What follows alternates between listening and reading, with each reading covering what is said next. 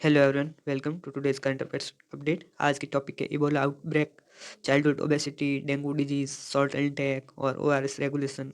Exam special और prelims के हिसाब से शुरुआत करते हैं। इबोला करंट अफेयर्स का इफेक्ट क्या है कि इबोला वायरल डिजीज अत्यधिक घायल घातक वायरल रोग है। क्या है? वायरस।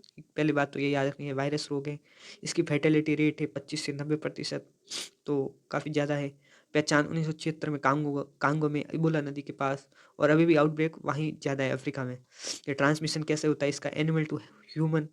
अब एनिमल, ये जूनोटिक रोग है तो फ्रूट बैट जैसे फलाहारी चमगादड़, बाकी भी जो जीव हैं उनसे भी, जो फलाहारी चमगादड़ वगैरह उन फल को खाते हैं, फिर लोग कोई आदमी खा लेते हैं उनको खाया हुआ, तो उससे ये रोग फैल सकता है। New non human primates, human to human भी हो सकता है, ब्लड, बॉडी फ्लूइड्स आदि के माध्यम से, या कंटामिनेटेड ऑब्जेक्ट, बेड शीट आदि, जैसे आदमी को कोई बीमारी है तो उस पर बैठा है बेड शीट्स, तो उनके माध्यम से भी हो सकता है। तो ये काफ़ी बड़े लेवल पर फैल सकता है, कि ये जीवों से भी फैल सकता है, या ह्यूमन टू ह्यूमन, या उनके ऑब्जेक्ट से भी फैल सकता है।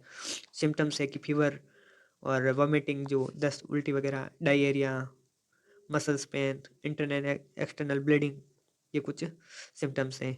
वायरस एंड फैमिली देखें तो फिलो वायरिडाई फैमिली है, includes Ebola and Marburg family. इन दोनों के लिए एक ही फैमिली है, ये filoviridae family. Prelims pointer है कि Ebola zoonotic plus body fluid transmission, India influenza vaccine इम्पोर्टेंटी।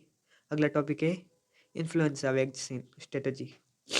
क्या है कि influenza strain H1N1, focus of India strategy, रणनीति पर फोकस किया जा रहा है। और H3N2 recent surge after monsoon influenza B. तो पहले तो आपको जो इन्फ्लुएंजा के टाइप हैं, उनको स्वाइन फ्लू वगैरह, उनको अच्छे से याद करने हैं, अच्छे से एक जगह लिख लेने हैं, फिर ही इनको तैयार करना है। अब इशू है कि influenza under reported in India, virus shows antigenic drift, vaccine update नहीं थी। तो क्या है कि ये इन्फ्लुएंजा एक ऐसी वायरस है कि इनको निरंतर अपडेट की आवश्यकता रहती है। ये ऐसा नहीं कि एक बार टीका लगा दिया और काम हो गया, नहीं, निरंतर आपको टीके की जरूरत पड़ती रहेगी।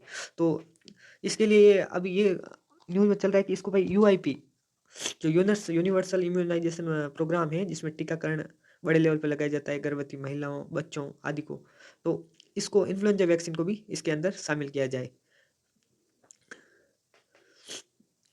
Multiple strain circular vaccine strategy must be dynamic. ये तो मेंस के लिए था। अब अगला टॉपिक है फार्मा एंड जुडिशरी से related, Roche versus Natco SMA drug, Supreme Court dismiss Roche play.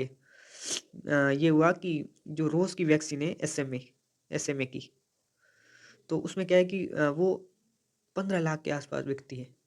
तो अब नाटको ने उसको जेनेटिक बनाने का ट्राई किया कि हम इसको 15,000 में प्रोवाइड करें, क्योंकि ये आम आदमी तक पहुंच नहीं पा रही है।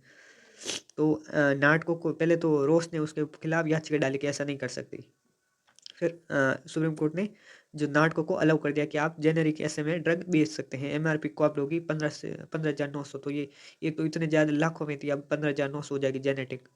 ये based on public interest and affordability के आधार पर ऐसा किया जाता है। अगला टॉपिक है ORS regulation, Delhi High Court issue ORS sold as soft drink substitute. ऐसे पैकेज आते हैं जो लिक्विड में आते हैं, तो court action JNT allowed to sell ORS only if FSI compliant, ORS medical food not beverage. Institute rules, FSSAI food safety regulator है, Delhi High Court consumer protection. अगला टॉपिक है AI इन ड्रग डिस्कवरी में AI कैसे उपयोग किया जाता है? Google ने एक सेल भी उस पर बनाया है, C2S scale, 27 parameter C2S scale. UPSC पूछ ले कि ये C2S स्केल किससे रिलेटेड क्या है, तो अंडरस्टैंड सेल बिहेवियर, कि प्रोटीन कैसे निर्माण कर रहा है, प्रोटीन को कैसे, वो सब कुछ ये बिहेव आइडेंटिफिकेशन करेगा। तो ड्रग टारगेट आइडेंटिफिकेशन में काम आएगा। Fast and cheaper drug discovery, prelims लाई AI complements not replace as human. इसको आप मेंस के रूप में, मेंस में भी लिख सकते हैं कि AI कैसे हेल्प कर सकता है। अगला टॉपिक है dengue and Aedes controlled disease type, ABVD Aedes borne viral disease. Aedes जो जो डिजी है, ये डेंगू और एड्स है ना, ये एक ही वायरल फैमिली है, एक ही मच्छर है, एडिस, एडिस से उत्पन्न हो रही। तो एडिस, अब इनको एक ही एक ही एडिस बॉर्न वायरल डिजीज है ये दोनों। Vector behaviour, bats during day, दिन के दौरान भी काट लेता है। Breeds in clean tank and water, जो पानी पड़ा हुआ है उस पर ये पैदा हो जाते हैं। Coolers, floor flower pots, tanks, cooler में पानी इकट्ठा रखते हैं घरों में, इंडियन घरों में, और फ्लावर पॉट्स में भी रहता है, टैंक्स में पड़ा रहता है, तो वहाँ ये उत्पन्न हो सकते हैं। Vaccine status, dengue vaccine limited protection, no universal safe vaccine yet.